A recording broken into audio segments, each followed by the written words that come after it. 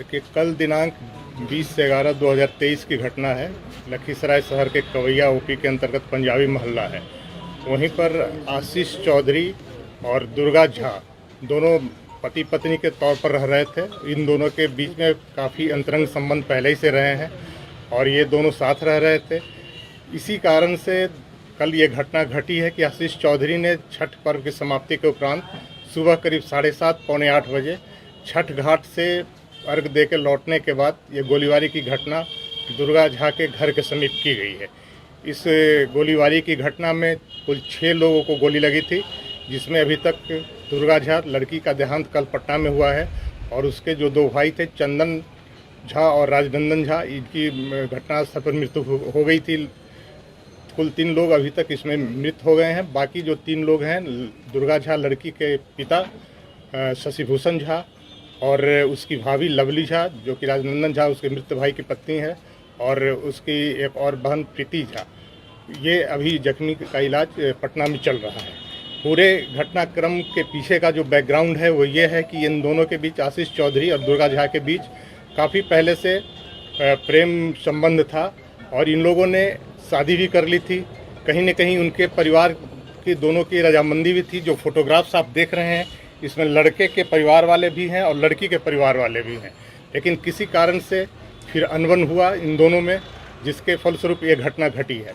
और उनके घर से, घटनास्थल के पास से एक नोटबुक प्राप्त हुआ है। नोटबुक में करीब 15 पृष्ठों में आशीष चौधरी ने काफ़ी डिटेल से अपने और दुर्गा झा के बीच हुए पूरे संबंध का चर्चा किया है और उसमें ये स्पष्ट रूप से लिखा है कि काफ़ी मानसिक प्रताड़ित होने के बाद ही उसने ऐसा कदम उठाया है। दुर्गा झा के लिए उसने उसको कोचिंग में रख के पटना में पढ़ाया, नाला रोड में, उसका भी जिक्र उस डायरी में आप लोग देखेंगे। और हॉस्टल, गर्ल्स हॉस्टल में रख के कोचिंग करवाया बैंकिंग के लिए। अपना हिस्से की ज़मीन उसने बेच दी अपने भाई के नाम से। उस पैसे से उस दुर्गा झा को पटना में रख के पढ़ाया और सारा पैसा ख़त्म कर दिया। और इसके बाद वो लड़की को कैसे दुराव उससे हुआ, इसकी जिक्र भी उस डायरी में है। और उसके परिवार वाले ने फिर बाद में उसको तनिष्क का एक शोरूम है हथुआ मार्केट में पटना में, वहाँ सेल्समैन के रूप में उस लड़की को रखा। और इस डायरी में जो अंकित है कि लड़की वहाँ जब काम कर रही थी दुर्गा झा, तो वहाँ फिर किसी और लड़के से उसका अंतरंग संबंध हो गया है। और इसकी जानकारी जब आशीष चौधरी को हो गई है तो इसके बाद इसने इतना बड़ा कदम उठाया है। और इसमें जो उसने अपना 15 पृष्ठों में जो बयान दर्ज किया है अपना, उसमें इसने उल्लेख किया है कि काफ़ी सोच विचार करने के बाद, काफ़ी मानसिक रूप से प्रताड़ित होने के बाद ये घटना उसने किया है। और ये घटना तो जघन्य है, लेकिन पुलिस इसमें काफ़ी त्वरित कार्रवाई करते हुए, इसमें जिसने लाइनर की भूमिका निभाई है जिस लड़के ने, उसका नाम है राजन पासवान उर्फ समीर राज। इसकी गिरफ्तारी हो गई है। पूरे CDR के लोकेशन से, वैज्ञानिक अनुसंधान से यह साबित हो गया है कि पूरा घटना का लाइव लोकेशन आशीष चौधरी को ये समीर पासवान दे रहा था। CDR से ये बात प्रमाणित है कि हर 15 मिनट पर, 20 मिनट पर 4 कॉल हैं।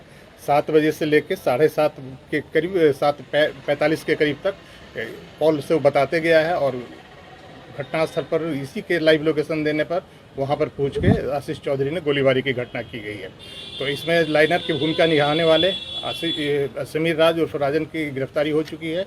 और एक और व्यक्ति की गिरफ्तारी हुई है, उमेश साहू की, जिसके बारे में अनुसंधान में और साक्ष्य आए हैं और उस पर साक्ष्य संकलन किया जा रहा है, साक्ष्य को संपुष्ट करने के लिए। इसके अतिरिक्त अन्य लोग पर भी अभी पुलिस की नज़र है। जो अनुसंधान में जो तथ्य आए हैं उसके लिए हम लोग प्रयासरत हैं। किसी भी कीमत पर हम लोग आशीष चौधरी को छोड़ने वाले नहीं हैं। ये घटना उसने किया है, मानसिक रूप से भले ही प्रताड़ित हुआ हो, लेकिन घटना जघन्य है और अपराध के दृष्टिकोण से ऐसी घटना को पुलिस कभी बर्दाश्त नहीं करेगी। और इस पर हम लोग काफ़ी कार्रवाई कर रहे हैं। रात में भी रेड हुआ है।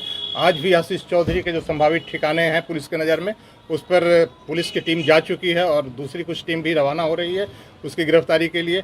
और उम्मीद है कि जल्दी ही हम लोग आशीष चौधरी को भी पकड़ने में कामयाब हो पाएंगे और आशीष चौधरी को निश्चित रूप से पुलिस पकड़कर कार्रवाई करेगी। सर, ये डायरी लिखने से ये नहीं अंदाजा लगता है कि ये सरफिरा आशिक के साथ साथ सातिर भी है? आप कह सकते हैं, सातिर भी है और इसके कुछ क्रिमिनल हिस्ट्री भी मिले हैं। जो पहले किसी मामले में ये जेल गया है तो उस पर भी हम लोग देख रहे हैं उसको बढ़िया से कि किस तरीके उसका रिकॉर्ड भी निकालना पड़ेगा, चूँकि 2007-8 का मामला बताया जा रहा है। तो उसके रिकॉर्ड को हम लोग देखेंगे कि उसमें किस कारण से उसको जेल जाना पड़ा था। तो जैसा कि लोग बता रहे हैं, कोई मर्डर की घटना घटी थी लखीसराय में, उसमें ये जेल गया था, और उमेश साहब और ये आशीष चौधरी, तो उसको हम लोग अपना रिकॉर्ड से खंगाल रहे हैं, कोर्ट से भी उसको वेरीफाई कर रहे हैं। और यहाँ के लखीसराय के पब्लिक से हम यही अपील करना चाहेंगे कि किसी बहकावे में ना आए। सोशल मीडिया पर कई तरीके के पोस्ट कास्ट को लेकर किया जा रहा है। ये कास्ट से संबंधित घटना नहीं है, यह विशुद्ध प्रेम प्रसंग के कारण जो आंतरिक विरोध हुआ है उसके कारण यह घटना घटी हुई है। इसमें दो जाति के लोग इन्वॉल्व जरूर हैं, लेकिन कास्ट राइट के रूप में इसको नहीं है। इसलिए लखीसराय की जनता से मेरा यही अपील है कि धैर्य बनाए रखें, शांति बनाए रखें, और इसमें जो सही कल्प्रिट है वो जल्द पकड़ा जाएगा। हथियार वहीं घटनास्थल के पास से बरामद हुआ है। हथियार का फोटो आप लोग यहाँ, उसमें एक देसी पिस्तौल है, ये है हथियार, आप देख लीजिए यहाँ पे, ये हथियार है। इसमें जो 10 खोखा फायर किया हुआ प्राप्त हुआ है और 4 जिंदा कारतूस बरामद हुआ है, ये हथियार है। तो सर हथियार कौन उपलब्ध कराया, ये कुछ पता चला? हथियार हुआ है घटनास्थल के पास से हुआ है, और किसी पब्लिक ने ही कोई बताया था, जिस पर पुलिस ने वहाँ से रिकवर किया है।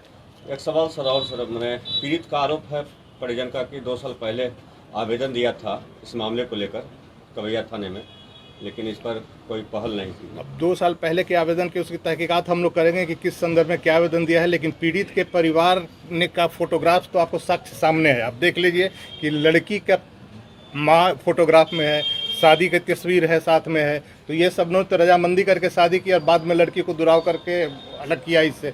तो सारा घटनाक्रम में तो लड़की के परिवार वाले की क्या भूमिका है ये भी स्पष्ट है पूरे फोटोग्राफ से और नोटिंग से। घटना में कितने हथियार का प्रयोग हुआ है? हथियार एक ही प्रयोग हुआ है जो रिकवर हो चुका है। Thank you.